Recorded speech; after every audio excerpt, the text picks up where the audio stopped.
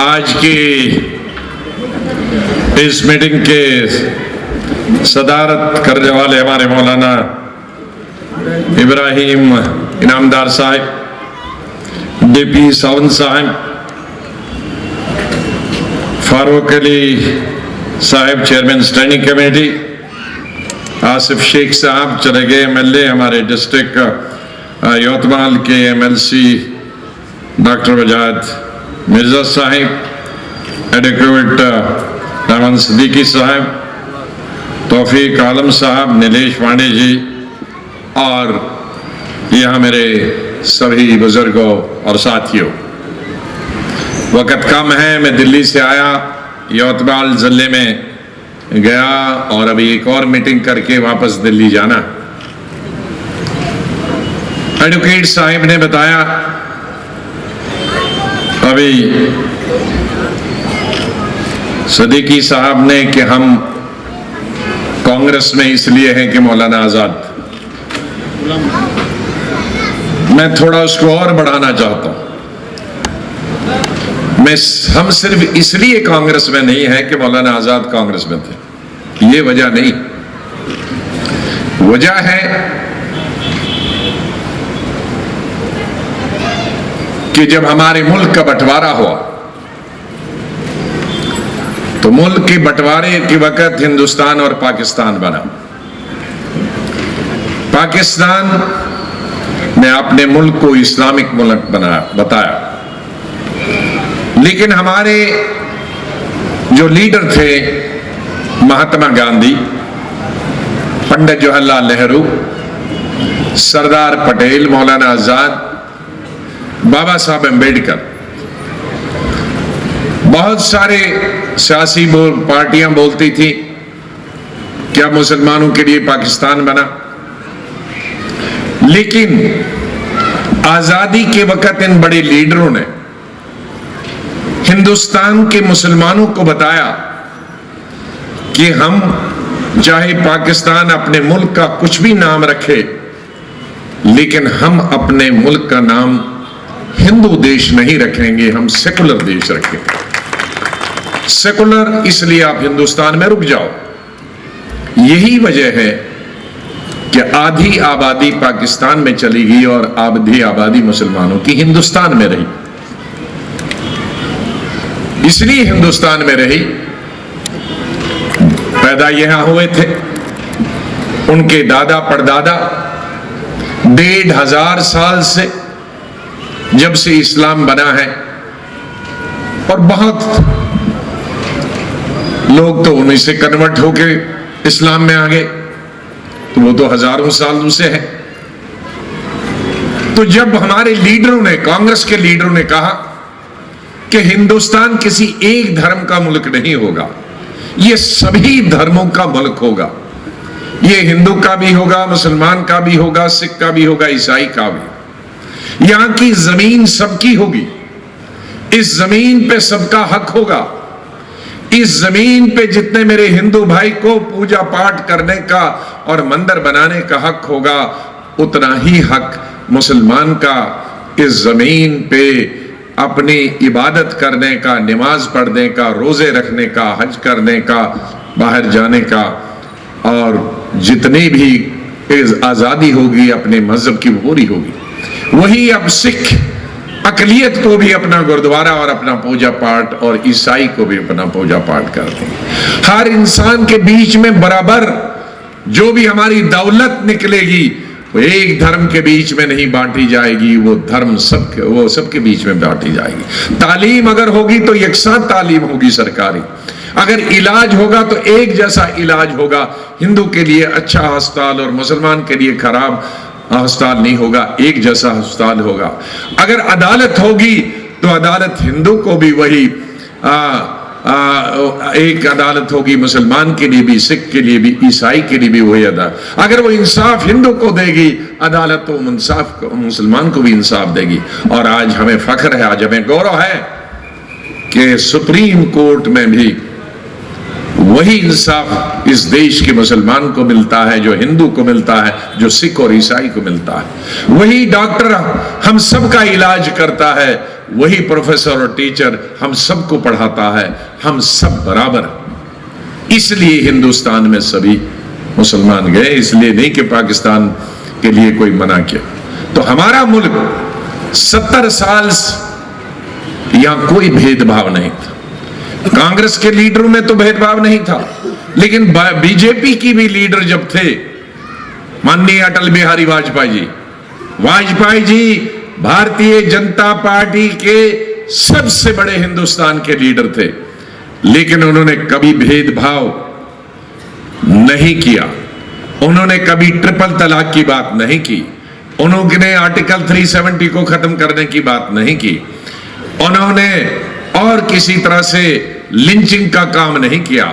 उन्होंने मुसलमानों से नहीं पूछा तुम क्या खाते हो, तुम्हारे फ्रिज में क्या है, या तुम्हारे हांडी में क्या पक रहा है, जो आज हो रहा है। यही फर्क है कि कोई हम में से कोई मुसलमान या हिंदू, जितने भी हम कांग्रेस में या सेकुलर पार्टियां हैं, हम बीजेपी के किसी नेता के खिलाफ नहीं हैं। हम हमारे प्रधानमंत्री, जो हमारे भी प्रधानमंत्री हैं, हिंदू मुसलमानों के सबके प्रधानमंत्री हैं नरेंद्र मोदी जी, हम उनके खिलाफ नहीं है, लेकिन उनकी सोच के खिलाफ। उनकी सोच ठीक नहीं है। उनकी सोच अटल बिहारी वाजपेयी जैसी नहीं है। उनकी सोच अडवाणी जैसी नहीं है, वो भी बीजेपी के बड़े बड़े लोग हैं। उनकी सोच मुरली मनोहर जोशी जैसी नहीं है, वो भी बीजेपी के बड़े के लीडर हैं। बीजेपी में और भी बड़े लीडर हैं जिनकी सोच अच्छी है, जो चाहते हैं कि देश में हिंदू मुसलमान भाईचारा रहो, शांति रहे, आपसी भाईचारा रहे। लेकिन दुर्भाग्य से, बदकिस्मती से, हमारे प्रधानमंत्री, जिनका काम किसी भी प्रधानमंत्री का ये काम होता है कि अगर धर्मों के बीच में विवाद हो तो उनके बीच में दीवारें खत्म करते और उनको इकट्ठे करे। लेकिन पहली दफा हमारे देश में ऐसे सरकार चलाने वाले लोग देश में भी आए और प्रदेशों में आए, जो लोगों को इकट्ठा करने के बजाय उनके बीच में लड़ाई लगाते हैं वोट हासिल करने के लिए। इसलिए हमारी लड़ाई आज भारतीय जनता पार्टी के साथ ज्यादा है पिछले सालों के बनिस्बत। ये लोगों को जब उनकी समझ में नहीं आएगा तो ये आज ये लड़ाई खाली मुसलमान नहीं लड़ रहा। मैं मुबारकबाद देता हूं, मैं बधाई देता इस देश के हिंदू भाइयों। जब कहीं दंगा होता तो इस देश का हिंदू सड़क पर निकलता है, इस देश का हिंदू टेलीविजन और अखबार में स्टेटमेंट देता। बहुत सारे हमारे हिंदू सेकुलर मारे गए हैं सेकुलरिज्म के लिए। यह कहना गलत होगा कि हिंदू सेकुलर नहीं। हिंदुस्तान अगर जिंदा है तो इसलिए भी जिंदा है कि हिंदू सेकुलर है इस देश में, धर्मनिरपेक्ष। लेकिन कुछ राजनीतिक दल और कुछ राजनीतिक नेता अपने स्वार्थ के लिए, अपनी गद्दी के लिए, अपनी कुर्सी के लिए, अपनी सरकार बनाने के लिए हिंदू और मुसलमानों में लड़ाते हैं। ऐसे लीडरों के खिलाफ हमने लड़ना। कुछ मुसलमान लीडर भी जो हैदराबाद से आते हैं, वो भी हिंदू और मुसलमानों को लड़ाते हैं, वो उनका भी हमने विरोध करना। ये मत नहीं कि मुसलमान लड़ाता जाएगा और उसके हम हां से हां मिलाएं। नहीं, अगर बीजेपी गलत करती है तो कुछ मुसलमान भी जो हिंदू और मुसलमान के नाम पे वोट मांगते हैं, हम उनकी भी मुखालफत बराबर करते हैं।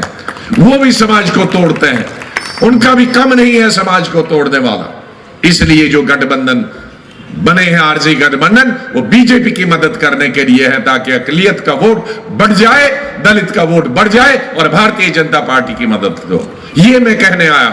और ऐसी ताकतों ने हैदराबाद से आकर यहां एक बार नहीं अनेक बार कोशिश की यहां के अकलियत को बांटने के लिए, औरंगाबाद में वोट को बांटने के लिए, और जगह मालीगांव में बांटने के लिए, बंबई में वोट बांटने के लिए, यूपी बिहार में वोट बांटने के लिए। लेकिन मुल्क के दूसरे हिस्सों के लोग इस चाल को समझ गए हैं कि ये सिर्फ भारतीय जनता पार्टी अकेली नहीं है, उसमें हमारे कुछ मुस्लिम भाई भी हैं जो वोट काटने और गलत गलत तकरीरें करते हैं, जिससे हिंदू और मुसलमान के बीच में नफरत पैदा हो जाए।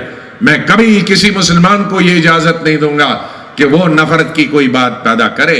हम जब से हुजूर पैदा हुए हैं और जब से इस्लाम आया है, तब से यहां इस हिंदुस्तान में जब से इस्लाम आया है, तब से आज तक इस देश का हिंदू और मुसलमान इकट्ठे रहा है।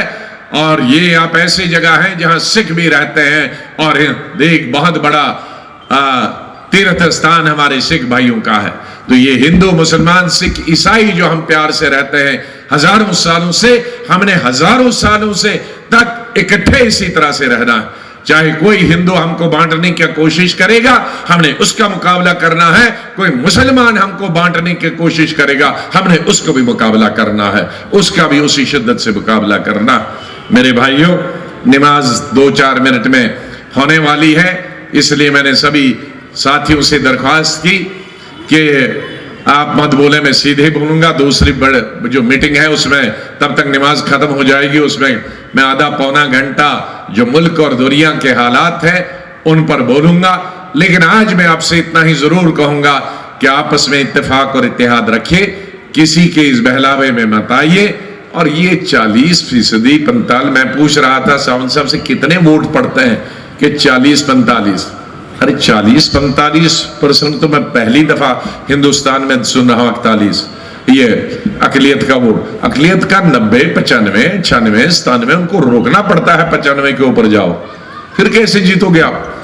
इसलिए मेरी आपसे गुजारिश है कि 95 जो भी सेकुलर लोग हैं जो कांग्रेस को जिताना है, जो हिंदू है, मुसलमान है, हर धर्म का है, सिख है, जो कांग्रेस को और सेकुलर फोर्सेस को जिंदा रखना चाहता है, जो डिक्टेटरशिप को खत्म करना चाहता है। इस वक्त हिंदुस्तान में सेकुलरिज्म तो दूर की बात, इस वक्त जमहूरियत खतरे में है। इस वक्त डिक्टेटर एक हुकूमत कर रहा है हमारे मुल्क पर। मैंने उनके सामने पार्लियामेंट में, राज्यसभा में बोलता हूं, आप डिक्टेटर हो, आप हिंदुस्तान को नहीं समझते हो, आपने जमहूरियत का कत्ल किया। इसलिए जमहूरियत को बचाना है अगर, और डिक्टेटरशिप को खत्म करना है, तो उसके लिए मेरे सभी हिंदू और मुसलमान और सिख भाइयों से जो जमहूरियत पर विश्वास और भरोसा करते हैं, वो 90% नीचे, उससे नीचे नहीं जाएगा। वरना वो बीजेपी की मदद करना हो गया, 40-45% वोट तो उनकी मदद करना हुआ। ठीक है, गर्मी है, आफ्टर हम तो आप भी करते हैं, हम हज भी जाते हैं, 52 टेम्परेचर नहीं जाते हैं आप मक्का मदीना, तो कोई मर गया आज तक? कुछ नहीं, मैं भी क्या हूं 52-53 में, 52 टेम्परेचर में, तो 40-42 में कुछ नहीं होगा। मैं आज 40 में, 45 में, आज वहां उमरखेड़ में पब्लिक मीटिंग कर रहा था। तो मेरी गुजारिश है कि ये जो 1 घंटा आपका जाया होगा, वो आपकी कई आने वाली पीढ़ियों तक उसका असर होगा। और जो आप उस आधे घंटे या 1 घंटे के लिए गर्मी न बर्दाश्त कर पाए, तो 5 साल की मैं बात नहीं करता हूं। क्या क्या कानून आपने तो पढ़ लिया, इनका मंशूर क्या क्या इरादे हैं, क्या क्या इरादे मुझे बताने की जरूरत नहीं, छपा होगा वहां। तो उसके लिए ये मत कहिए कि अब गर्मी है और गर्मी नहीं जाए। मैं अपनी बहनों से भी, बहु बेटियों से भी गुजारिश करता हूं और उनसे माफी मांगूंगा कि आपको मैं कह रहा हूं कि इतनी गर्मी में जाओ, लेकिन वो जाएं। ये मुल्क का सवाल है, ये जमहूरियत का सवाल है। हम एक ऐसी तंजीम से ताल्लुक रखने वाले हैं, कांग्रेस, जिसके लिए हिंदू मुसलमान भाइयों ने, हमारी बहनों ने चूड़ियां बेचकर, हमारी बहु बेटियों ने चूड़ियां बेचकर हिंदुस्तान की आजादी के लिए आजादी लड़ी है। धूप और छांव में और बारिश और सर्दियों में अपने बच्चों को घर में छोड़कर वो कई किलोमीटर चलती थी, मील चलती थी हिंदुस्तान को आजाद कराने के लिए। कम से कम उनकी कुर्बानी के लिए जो उन्होंने जद्दोजहद की है हिंदुस्तान को आजाद कराने के लिए, आज वो जमहूरियत हमें खतरे में नजर आता है। आज वो इत्तेफाक और इत्तेहाद हमें खतरे में नजर आता है। आज हमें अपने मुल्क में लगता है कि इंसान सांप से नहीं डरता है। मोदी के इस नए हिंदुस्तान में सांप से कोई नहीं डरता है, इंसान इंसान से डरता है। ऐसा माहौल उन्होंने पैदा किया इस मुल्क में। हम वही दोबारा माहौल पैदा करना चाहते हैं कि अगर हिंदू के पांव में कांटा चुभ जाए तो उसकी तकलीफ मुसलमान को होनी चाहिए, और मुसलमान के पांव में अगर कांटा चुभ जाए तो उसकी तकलीफ हिंदू को होनी चाहिए। वो गांधी का हिंदुस्तान है, वो नेहरू का हिंदुस्तान है, वो मौलाना आजाद का हिंदुस्तान है। वो सरदार पटेल का हिंदुस्तान है, वो बाबा साहब का अम्बेडकर का हिंदुस्तान नहीं है। ये नहीं है कि इसको मारो, इसको लिंच करो, इसको इधर से खत्म करो। ये मोदी का हिंदुस्तान हो सकता है, ये आपका और मेरा हिंदुस्तान नहीं हो सकता है। ये हिंदुस्तान के 130 करोड़ लोगों का हिंदुस्तान नहीं हो सकता। हमने 130 करोड़ के हिंदू और मुसलमानों और सिख, ईसाई, जैन का हिंदुस्तान बनाना है, गांधी का हिंदुस्तान बनाना है कि हम प्यार से रहें। और उसके लिए सिर्फ हाथ, यही हाथ आपको एक रख सकता है। इसमें उंगलियां अलग अलग हैं, लेकिन मसावात और इंसाफ का हाथ, ये हाथ ही तरक्की का हाथ। इसी हाथ से हम कमाते हैं, इसी हाथ से खाते हैं और तभी जिंदा है। लेकिन ये दूसरे निशान, ये कभी मुरझाता नहीं है जब तक इंसान जिंदा है। फूल तो आज निकाल दो, उखेड़ के दे दो, शाम तक फेंक देना पड़ता। और जिसकी सिंबल की खुद की उम्र नहीं है, तो वो पार्टी की कितनी उम्र रहेगी भाई? एक फूल निकाला और फेंक दिया, शाम को सूख जाएगा। लेकिन ये हाथ आपके साथ पैदा हुआ, आपके साथ ही चला जाएगा। इस इंसाफ के हाथ को, और हमारे चौहान साहब को भारी अक्सरियत, वो बहुत ही नेक दिल आदमी है, अच्छे आदमी है। मैं उनको बचपन से जानता हूं। जब उनके वालिद सेंटर में मिनिस्टर थे और चीफ मिनिस्टर थे, ये छोटे छोटे थे, तब से मैं उनको जानता हूं। पूरा खानदान हमेशा सेकुलर रहा और इनके वालिद भी सेकुलर थे, ये भी सेकुलर है, पूरा खानदान। और ऐसा कांग्रेस का हर आदमी सेकुलर है और हमसे तवक्को करते हैं कि जो भी कांग्रेस में रहेगा वो सेकुलर ही होना चाहिए। जो फिरका परस्त होगा तो वो बीजेपी में जाएगा। इसलिए या हिंदू हो या मुसलमान हो, वो सेकुलर होता है और होना चाहिए, वाजिब होना चाहिए। ऐसी सेकुलर ताकतों को और ऐसे सेकुलर लीडर्स को आपने कामयाब भारी अक्सरियत से करना है। मैं आपका बहुत बहुत मशहूर हूं। खुदा हाफिज़, अस्सलाम वालेकुम, जय हिंद।